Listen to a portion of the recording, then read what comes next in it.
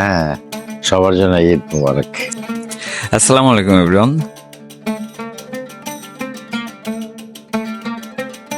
আজকে হচ্ছে আমার একটা স্পেশাল মানুষ। আপনারা প্রথমটুকু দেখে বুঝতে পেরেছেন মানুষটা কে। আর মানুষটা হচ্ছে না আমাদের সবার প্রিয় পছন্দের অভিনেতা, লিজেন্ড অভিনেতা ফজলুর রহমান বাবু স্যারের সাথে।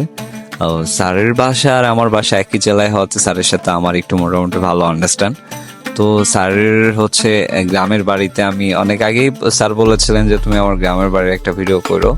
তো সেই সুবাদে হচ্ছে যে 2 বছর পরে আর কি আমি এই ভিডিওটা করতে গেলাম স্যারের সাথে। স্যারের ঢাকার বাসাতে আমার দেখা হয়েছে 2বার। তো আমার পার্টনার হিসাবে আমার বন্ধু সিয়াম হচ্ছে আমার সাথে যাচ্ছে আজকে।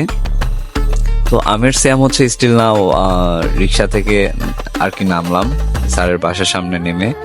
আমরা হচ্ছে স্যারের বাসার সামনে হচ্ছে ওয়েট করতেছিলাম। স্যার হচ্ছে হলো ঘুমাচ্ছিল এর মধ্যে। তো আমি আর সিয়াম বললাম যে আসো তাহলে আমরা একটু ভিডিও নেই আর কি।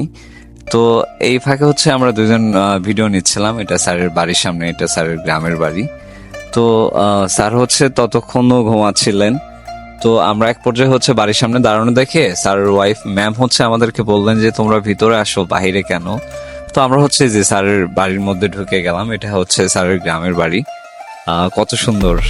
হ্যাঁ, যাওয়ার পরে মানে খুব ভালো লাগলো, এত সুন্দর পরিবেশ, পাশে নদী, এত সুন্দর জায়গা। স্যারের গ্রামের বাড়িটা খুব সুন্দর আর কি। যদি কেউ দেখে থাকেন তাহলে তো জানেনই। হ্যাঁ, আমি দেখেছি, অনেক সুন্দর আসলে।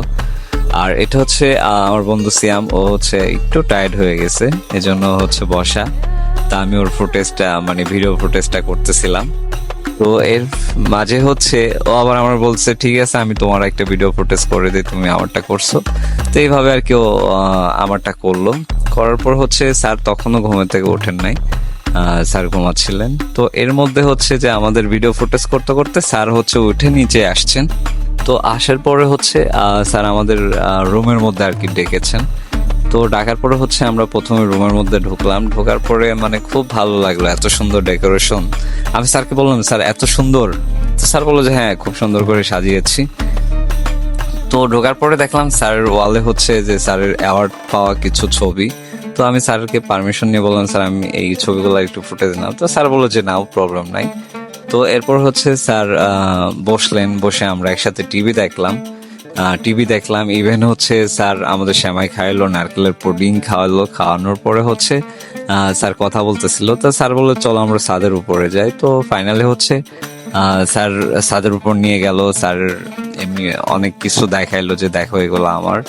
তো এটা হচ্ছে স্যারের সাথে মোটামুটি অনেক সময় কথা হয়েছিল, আমাদের আধা ঘন্টার উপরে কথা বলার শেষে আর কি আমরা বিদায় নিচ্ছিলাম। এটা স্যার আমাদেরকে আগায় দেওয়ার জন্য দরজা পর্যন্ত আসছিলেন। তো আমরা ফাইনালি বিদায় নিলাম।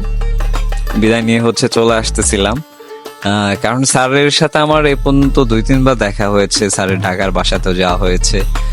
ফাইনালি ভাগ্যক্রমে গ্রামের বাড়িতেও আমার ভিজিট করা হলো। এটা হচ্ছে মানে চলে আসার সময় স্যার যে আমাদেরকে অ্যাডভাইসমূলক কথা বলেন, কথাগুলো আমার জন্য খুব ভালো লাগে যে স্যার আমাকে প্রচুর অ্যাডভাইসমূলক কথা বলেন। যদিও উনি ওনার স্যারের সামনে আমার যেতে খুব ভয় লাগে, কারণ উনি একজন লিজেন্ড মানুষ। এটা আমি খুব ভয় পাই স্যারের সামনে গেলে। আর স্যারের সামনে গেলে আমি সবসময় নীরব ফিল করি। তো সিয়াম অনেক হ্যাপি, কারণ